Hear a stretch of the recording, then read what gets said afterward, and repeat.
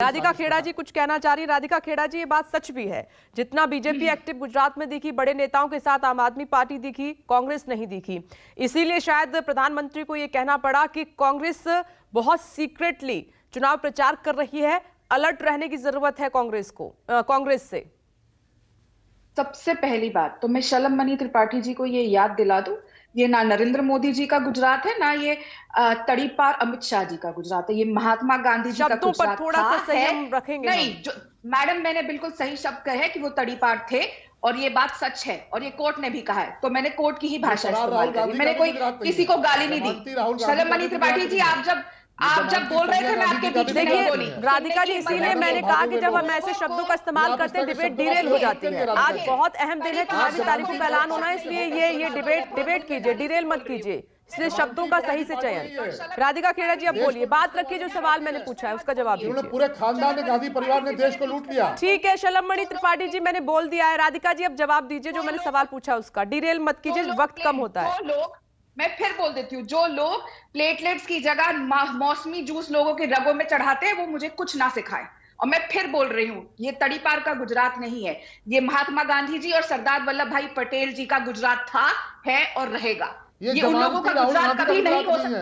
फिर ये बीच में देखिए, मैं अगर ये ऐसे चिल्लाएंगे तो मैं नहीं छूटे हुए लोगों का गुजरात। राधिका खेड़ा जी, मैंने इसीलिए कहा, मैं आपसे नहीं, हर प्रवक्ता से रिक्वेस्ट करती हूँ कि प्लीज, डिबेट ऐसे डिरेल हो जाती है जब शब्दों का चयन हम ठीक से नहीं करते हैं। आप अपनी बात रखें मैडम, जो मैंने सवाल पूछा है। अब ठीक है शलममणि त्रिपाठी जी, आती हूँ आपके पास दोबारा। राधिका खेड़ा जी, मेरे सवाल का जवाब दीजिए मैडम।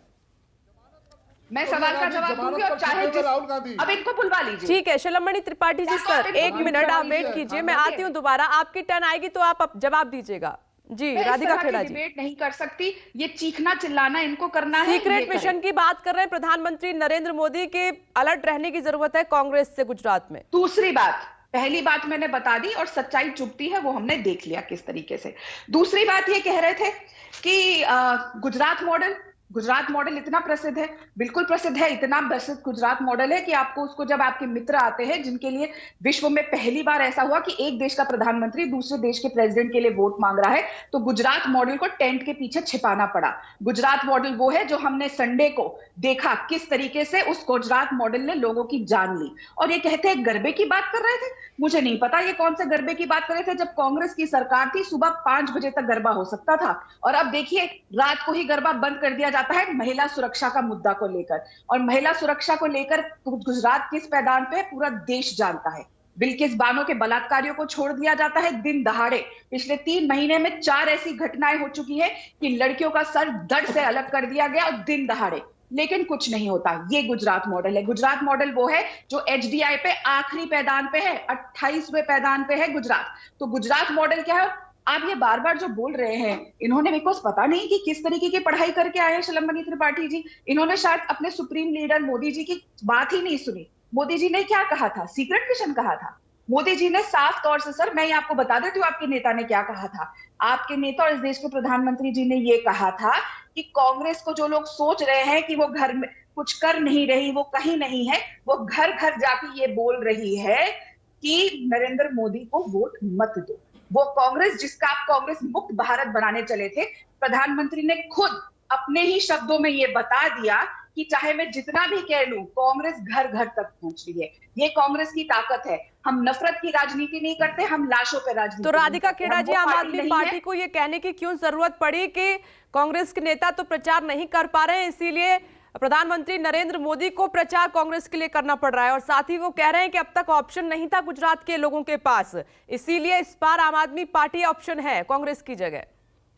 आम आदमी पार्टी तो पिछली बार भी थी, 200-300 वोट पे सिमट गए थे हर सीट पर। जमानत बहुत बुरी तरह जब्त हुई थी, 200-300 वोट, यही केजरीवाल साहब। और हाँ, हम कोई प्रचार नहीं कर सकते जिस तरीके से ये प्रचार करते हैं। खुद को कहते हैं कि मैं कृष्ण जी हूं, कभी खुद को महात्मा गांधी जी बता देते हैं, इनके एक्साइज मिनिस्टर और शिक्षा मंत्री जो शराब माफिया के साथ मिले हुए हैं, कभी अपने आप को भगत सिंह जी बता देते हैं। हाँ, हम इस तरीके का प्रचार नहीं करते, हम लोगों की लाशों के ऊपर राजनीति नहीं करते। इसे अगर आप प्रचार कहती हैं तो हम वो प्रचार नहीं करते। कांग्रेस पार्टी क्या करती है, जब मोरबी की घटना हुई तो युवा कांग्रेस और महिला कांग्रेस की इकाई मोरबी की घटना स्थल पे पहुंची।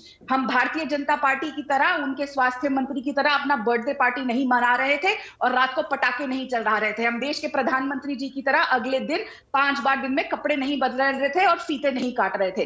कांग्रेस पार्टी के कार्यकर्ता मोरबी घटनास्थल पे पहुंचे और वहां पे लोगों की मदद कर रहे थे। ये कांग्रेस पार्टी है और मुझे बहुत गर्व है कि मैं उस कांग्रेस पार्टी से आती हूं और उस पार्टी से नहीं आती जहां पे हमेशा लाशों पे राजनीति हुई जाती है। चाहे गुजरात के मुख्यमंत्री का मुंबई जाना होता है 26/11 के समय, चाहे देश के प्रधानमंत्री का बंगाल में जाके ये कहना होता है कि ये भगवान का इशारा है।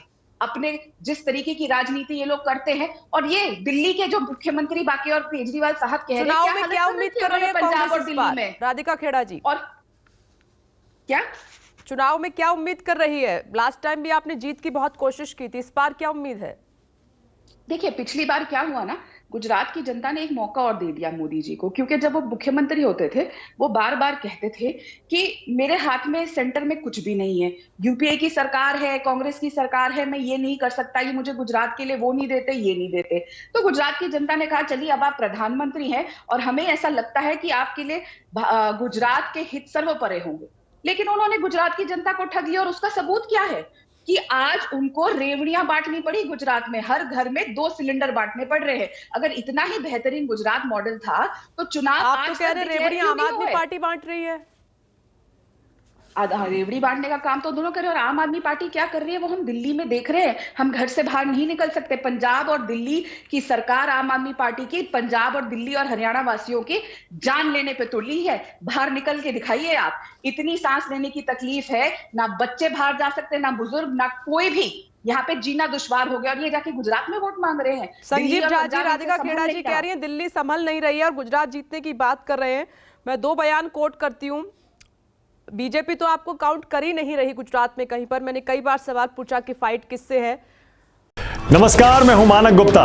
अगर आपको हमारा ये वीडियो पसंद आया हो तो इसे लाइक और शेयर जरूर करें और हां, हमें सब्सक्राइब और फॉलो करना ना भूलें ताकि आप देश और दुनिया की कोई खबर मिस ना करें।